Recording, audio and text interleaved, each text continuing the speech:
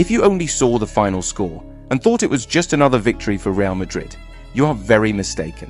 What happened on the field was a battle full of tension, mistakes, and suffering. From Bellingham's desperate expressions on the bench to Mbappe's furious celebration, there was everything. And in the end, the fans at Santiago Bernabeu didn't hold back. Even with the 3 points, boos echoed in the stadium. But why? We're going to show you everything you didn't see from this chaotic game. So, if you love football and are a cool person who wants to help, please subscribe to the channel and leave a like. It would really help me a lot. Thank you.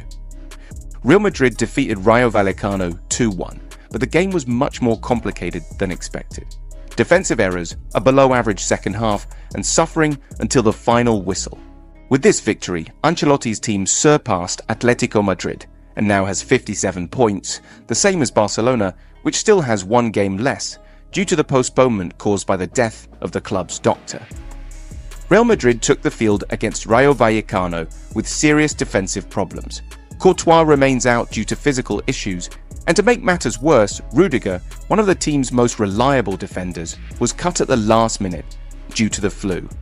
Another important factor was Valverde, who started on the bench and only entered in the second half. The Uruguayan is an essential piece for giving balance to the team, helping both in marking and in offensive transitions. Without him on the field from the start, the midfield became less intense, and Real Madrid struggled more in defensive recomposition. The defense had moments of total inattentiveness, making mistakes that could have cost dearly.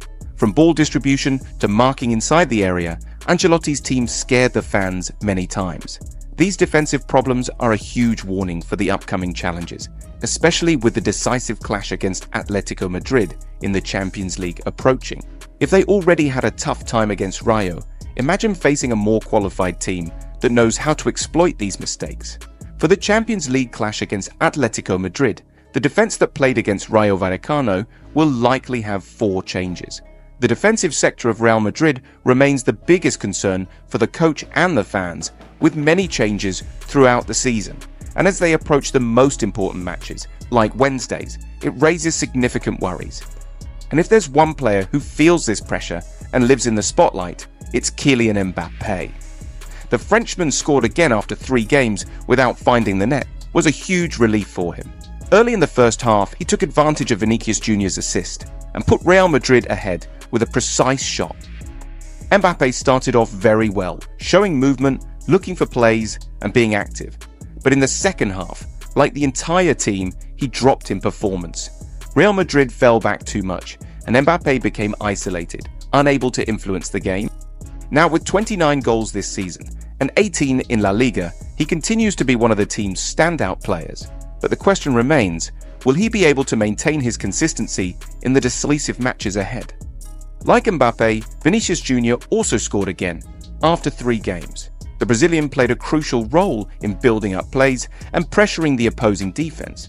His speed and dribbling skills were decisive, and he constantly troubled Rayo Vallecano's defenders throughout the match. With this brilliant performance, Vinicius Jr. reached a total of 103 goals for Real Madrid, just 1 goal shy of equaling Ronaldo Fenomeno as the Brazilian with the most goals for the club.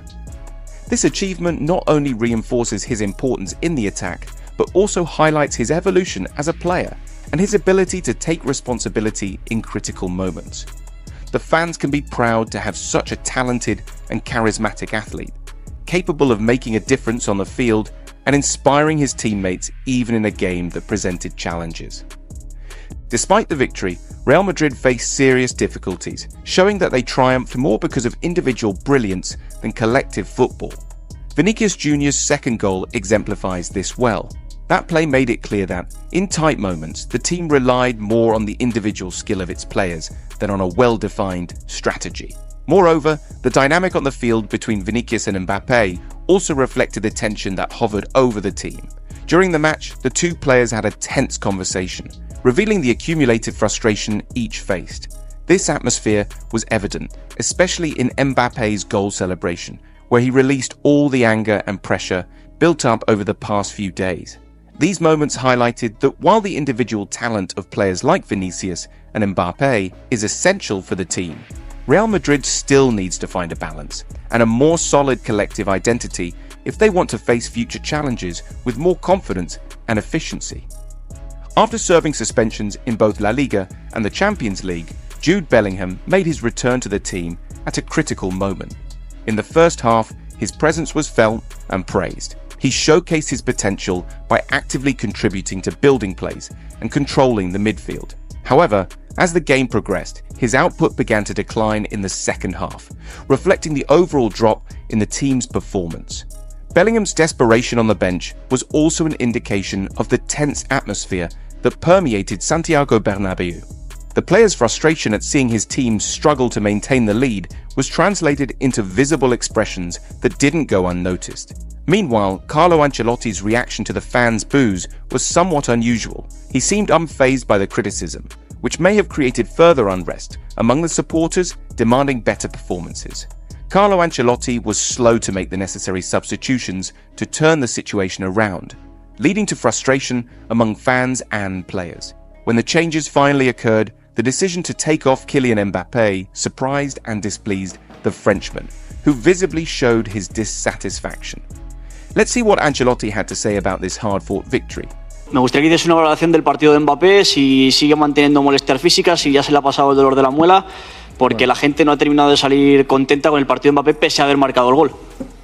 Bueno, ya el gol es una cosa que me parece importante. Yo creo que a Vinicius y Mbappé han marcado 2 goles espectaculares hasta el minuto 70, lo han hecho muy bien, han tenido la oportunidad para el 3-1, Mbappé una vez en la segunda parte, Vinicius para 70 minutos, lo han hecho muy bien, y cuando yo pienso que tengo que defender, quito a los delanteros, no es para mí ningún problema quitarlo porque le he quitado minutos, como he quitado minutos a Rodrigo, y le vendrán bien para el partido de miércoles.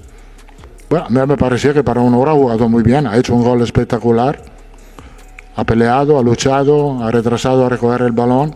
Creo que el gol sale del hecho que va a recibir el balón atrás y después encara en un desmarque sin balón, un gol fantástico, lo ha hecho muy bien. With the next decisive match approaching, Real Madrid urgently needs to find solutions to the problems that became evident in this game. The team knows it must significantly improve to secure qualification. If you enjoyed this deep dive into the difficulties faced by Madrid, then don't forget to leave a like and subscribe to the channel for more in-depth analyses like this. Let's follow Real Madrid's evolution in the upcoming challenges together. See you next time.